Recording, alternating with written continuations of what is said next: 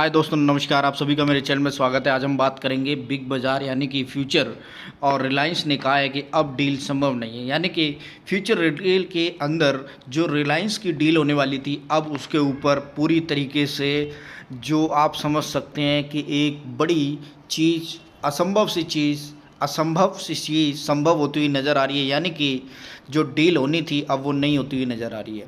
पहले ये बहुत बड़े कयास लगाए जा रहे थे कि आने वाले टाइम में फ्यूचर आपको रिलायंस के साथ मर्जर होता हुआ दिखाई देगा। इसके लिए आपने अच्छी तरीके से देखा कि अमेज़न के साथ भी बहुत बुरी इनके बीच में हाथापाई हो गई और कोर्ट तक इनको जाना पड़ा। तो इसी हिसाब से दोबारा से अब इसके बीच में आप देख पा रहे हैं कि रिलायंस ने भी अब अपने हाथ पीछे खींच लिए हैं। तो बिग बाज़ार जैसे बड़े ब्रांड का भविष्य करीब पौने 2 साल से अधर में लटका हुआ है। और ये खबर उन सभी के लिए जिन्होंने फ्यूचर के अंदर अपने पैसे लगाए हुए हैं। काफ़ी टाइम से ये स्टॉक नेगेटिव रिटर्न देता हुआ दिखाई दे रहा है और यही रीज़न है कि इन सब का जो मेन चीज़ है, इम्पैक्ट है, वो हम सब पर पड़ता हुआ दिखाई दे रहा है। क्योंकि हम सब ने, आप देखेंगे, चाहे वो फ्यूचर रिटेल हो या और भी कोई भी शेयर जो फ्यूचर से रिलेटेड, कंपनी से रिलेटेड रखता है, उसके अंदर अगर इन्वेस्टमेंट है तो बहुत सालों से आप देखेंगे इस शेयर के अंदर बहुत तगड़ा लॉस होता हुआ दिखाई दे रहा था। और अब इसके अंदर जो एक होप नज़र आती हुई दिखाई दे रही थी कि या तो कंपनी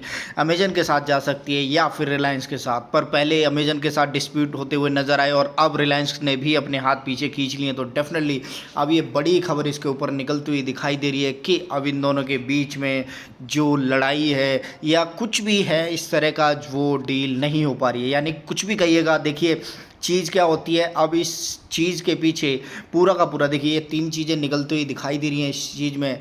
69.29 क्रेडिटर ने खारिज की डील, अमेजन के साथ लंबा चला विवाद और अब दिवाला प्रक्रिया से होगा फैसला। यानी कि कंपनी पूरी तरीके से ज़मीन पर गिरती हुई नज़र आ रही है।